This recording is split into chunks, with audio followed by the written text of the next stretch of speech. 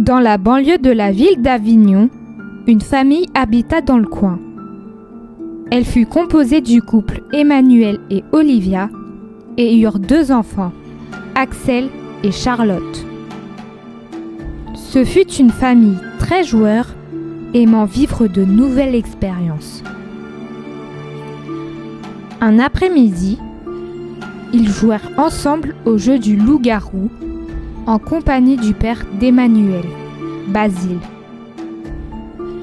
Alors qu'ils furent sur le point de commencer, un étrange mécanisme se déclencha et toute la famille se retrouva dans un endroit différent de leur maison.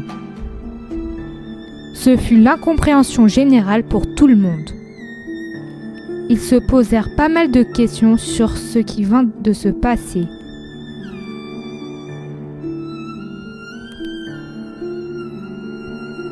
La famille ne trouva aucun moyen pour rentrer chez eux. Les enfants commencèrent à angoisser. Leurs parents tentèrent de les rassurer comme ils pouvaient, mais furent très impuissants. Basile les interpella car il eut vu un village à proximité.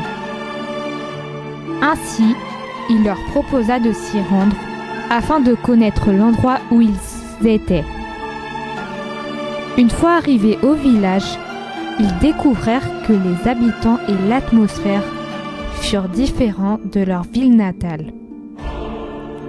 En effet, ils eurent l'impression de plonger en plein Moyen-Âge, que ce soit par rapport à l'attitude des villageois ou l'atmosphère.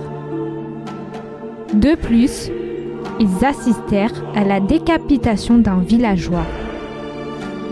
Basile en profita de ce fait pour interpeller une villageoise nommée Diane afin de lui poser des questions sur cette cérémonie.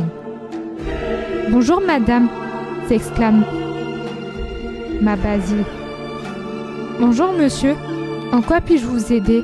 demanda Diane. « Vous pouvez nous expliquer ce qui se passe s'il vous plaît ? Vous assistez à un moment très solennel où notre chef tue un loup-garou parmi les habitants du village. Je vous conseille de faire profil bas si vous ne voulez pas avoir d'ennui. » D'accord, merci pour le conseil. Ils comprirent ainsi qu'ils se retrouvèrent en plein jeu du loup-garou à l'époque du Moyen-Âge. La famille tenta de partir, mais les gardes les interrompurent pour les protéger du danger. C'est alors qu'un homme, au nom de Raphaël, fit son apparition et s'interposa face à eux. La famille en profita pour prendre la fuite et suivre leur sauveur. La famille fut mise à l'abri pour la nuit dans la cabane de Raphaël. Ils firent connaissance avec ce dernier. « Merci de nous avoir sauvés », déclara Emmanuel. « Je vous en prie, c'est normal », répondit Raphaël. « Est-ce qu'on peut savoir où on est et comment peut-on faire pour sortir d'ici ?» demanda Olivia. « Vous l'avez sûrement remarqué, mais vous êtes en plein jeu du loup-garou. Pour vous en sortir, vous devez les démasquer et m'apporter toutes les cartes afin de les rassembler dans la boîte. Ainsi, un portail apparaîtra et vous pourrez rentrer chez vous, déclara Raphaël. D'accord, mais comment on fait ? On ne sait pas il y a combien de loups-garous ? S'écria Charlotte. Il y en a 4. Et n'oubliez pas qu'on a pioché des cartes spéciaux, répondit Basile. Tu as raison, papa. Résolvons ce mystère le plus tôt possible afin de rentrer chez nous, affirma Emmanuel. Alors que toute la famille annoncèrent leur pouvoir, Axel se transforma en loup-garou sous les yeux effrayés de ses parents. Ils réussissèrent malgré tout à le calmer afin qu'il ne s'en prit pas à quelqu'un d'innocent.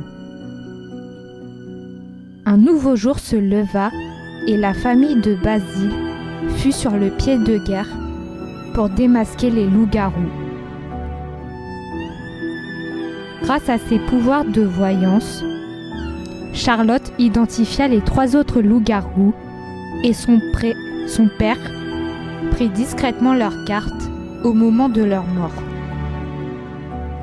Ce fut un grand succès pour la troupe après 4 jours dans le village. Or, en fin de journée, alors que la cérémonie se termina par la mort d'un villageois innocent, Axel, attristé par toutes ces morts, se transforma en loup-garou sous les yeux de tous. Les gardes tentèrent de l'arrêter, mais Axel réussissa à s'enfuir par peur de mourir, en laissant sa famille dans la terreur. Une course-poursuite se lança entre Axel et les gardes du village.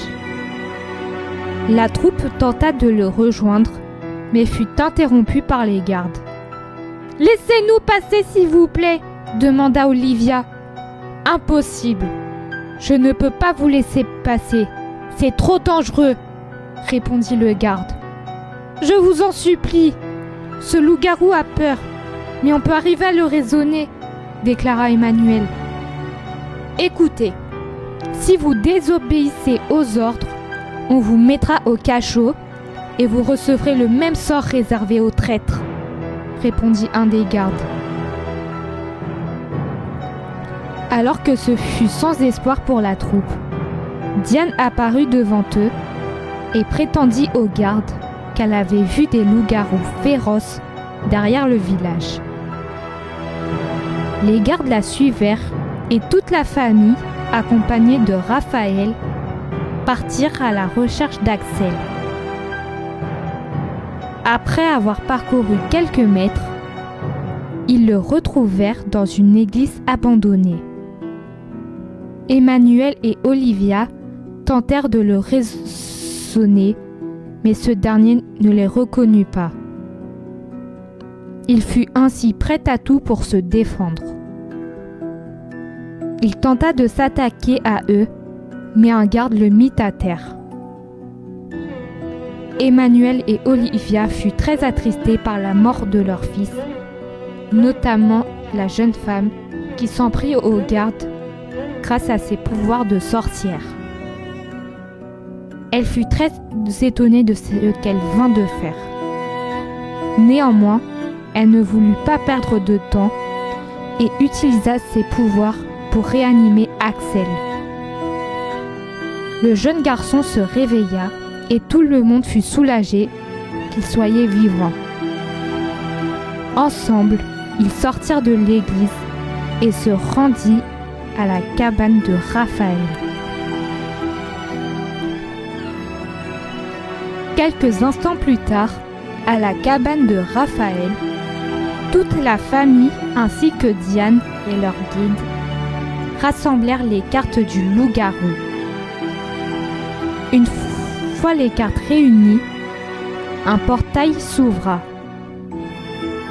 La famille fit ses adieux à Raphaël et Diane et les remercia de les avoir aidés. Par conséquent, ils franchissèrent le portail dans l'espoir de rentrer chez eux. Une fois arrivés, la famille se réveilla à l'extérieur de chez eux et fut très désorientée. Toutefois, ils furent très soulagés que ce cauchemar prit fin et se prirent dans les bras. Ils conservèrent le positif et furent ravis d'avoir vécu une expérience inoubliable qui sera gravée en leur mémoire.